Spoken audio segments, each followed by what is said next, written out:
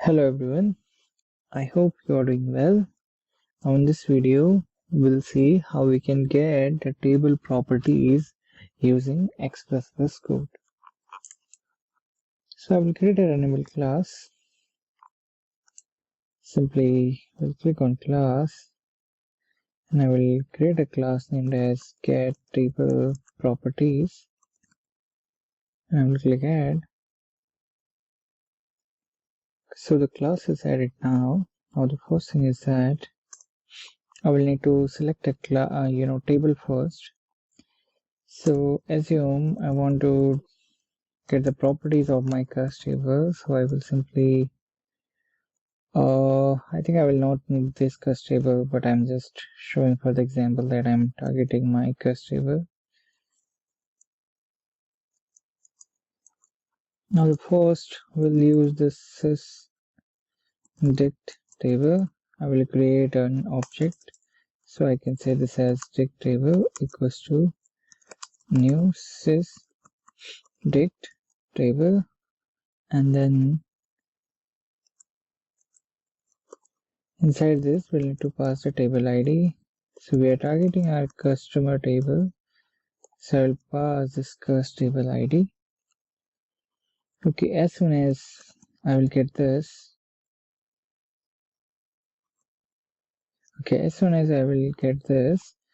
now I can define my this field ID, and I will say field ID. Here I can say equals to,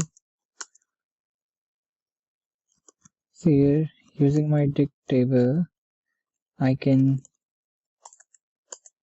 there's a function called, give me 1 second here, why it's not showing.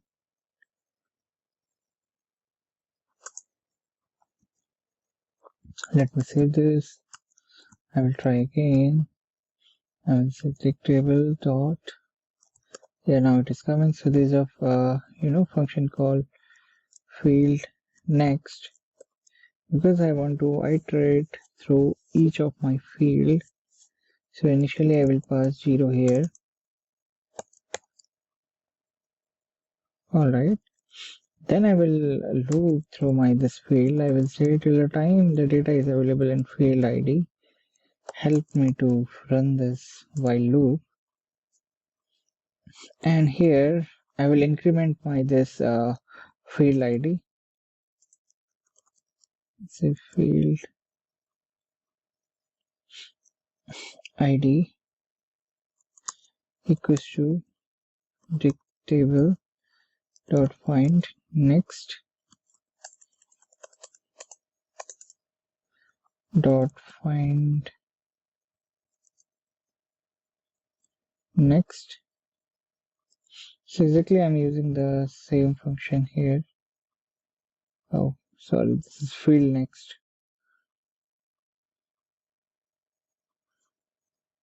So I'll remove this field next. Here I need to pass the field ID. So till now I haven't defined field ID. So what I will do, I will define a sys.dict field, and I will define an object here. I can say, simply say this as dict field, and here inside this dict field,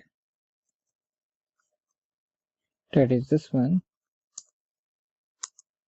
I can use my DictTable dot, I have a function called field object. Here I can pass my field ID. Here we go. Alright, so now the looping will be done easily using this. Now we'll put some conditions. So for example, field ID, okay, yeah, here it is missing the argument, so I need to pass field ID here now. Okay, here we go.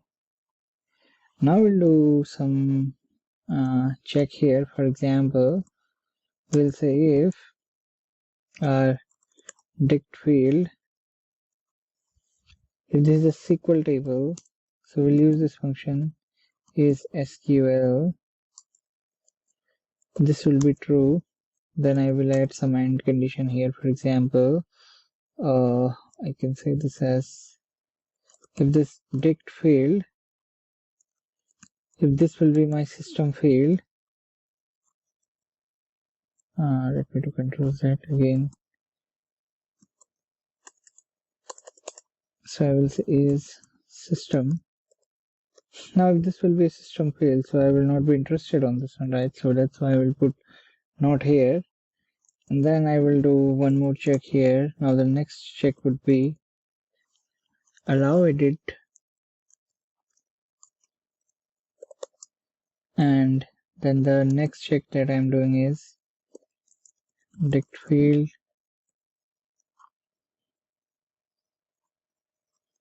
dot allow Control Z. Let me do Control Z again. Dot allow edit on create. Then I can say again DictField dot if the visible is true, and then let me put one more condition here. I can say DictField dot get country region codes. All right, now this is completed.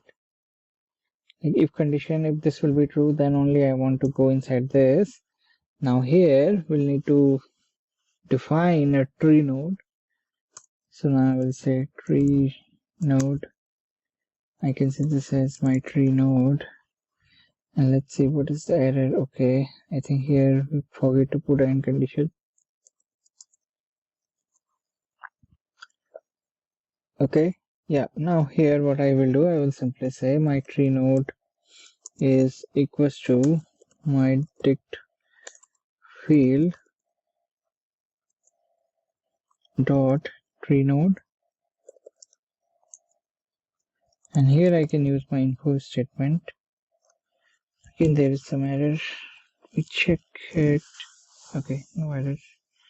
Yeah, now here I will display all the information. For example, I want to get my field ID.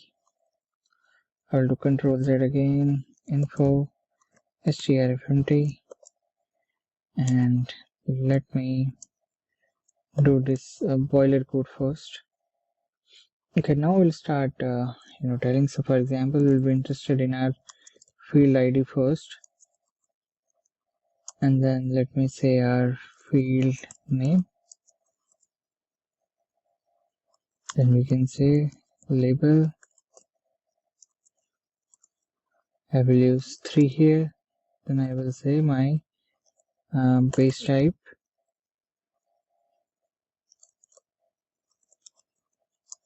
and I will put here 4. And then for all of them, we'll simply use our DictField ID dot ID function. Then we need to pass the name. I will say again DictField dot name function. Again I will say DictField dot, then I need to get the label. I will use label function.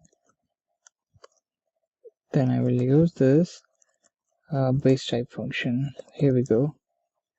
All right, let me save this. Okay, here if you see, I forget to put T. Now we shouldn't got any error. Okay, so let's do a build, and then we'll see how it goes. So guys, the build is completed, and now you can see the field ID. For example, let me go with this one. So the field ID for payment term ID is this, the label is this, right, terms of payment, and the type would be string. Similarly, if you will see this line discount table, this is actual field name, This is our table ID. Here is the label. Here is the data type. Okay, so enum, for enum it will come enum, then for a string it will come. So this is helpful if you want to calculate runtime, something like some kind of data type inside your table. So what we did, we use this DictTable. Here we simply need to pass our table ID. Then we use this field ID and sys DictField ID tree node. We went through our loop using field ID and we updated our field ID every time when we loop into the fields of our this DictTable.